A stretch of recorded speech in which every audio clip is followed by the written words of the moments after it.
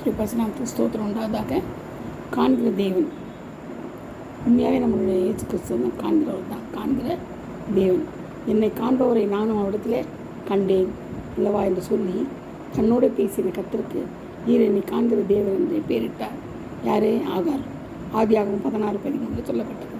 நீ இவனுடைய முகத்தையும் என்னுடைய சரீர வளர்ச்சியையும் பார்க்க வேண்டாம், நான் இவனை புறக்கணித்தேன். மனுஷன் பார்க்கிறபடி நான் பாரேன், மனுஷன் முகத்தை பார்ப்பான், கர்த்தரோ இருதயத்தை பார்க்கிறார் என்றார். இருதயத்தை பார்க்கிறவர் தான் கர்த்தர். 1 சாமுவேல் 16:7. எகிப்தில் இருக்கிற என் ஜனத்தின் உபத்திரவத்தை நான் பார்த்து அவர்கள் விடுகிற கூக்குரலை கேட்டேன், அவர்கள் படுகிற வேதனைகளையும் அறிந்திருக்கிறேன். பார்த்தீங்களா? காண்கிறார். யாத்திராகம் 3:7.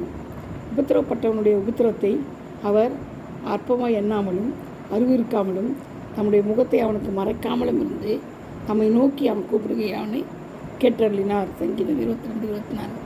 இயேசு எப்படிப்பட்டவரோ என்பதை பார்க்க வகை தெரியினான். அவன் குள்ளனானபடியால் ஜனக்கூட்டத்தில் அவரை காணக்கூடாமல் லூக்கா 19:3 என்ன பண்ணுறான்? காணக்கூடாதா? காணணும்னு அவனுக்கு அவ்வளோ விருப்பம். அவர் போகும் வழியில் முன்னாடி ஓடி அவரை பார்க்கும்படி ஒரு காட்டுத்து மரத்தில் ஏறினான். லூக்கா 19:4.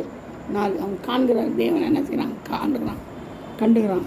அடுத்தது இயேசு அந்த இடத்தில் வந்தபோது அண்ணாந்து பார்த்து அவனை கண்டு, சகேவே நீ வா, நீ சீக்கிரமாக இறங்கி வா, இன்றைக்கு நான் உன் வீட்டிலே தங்க வேண்டும் சொல்கிறார்.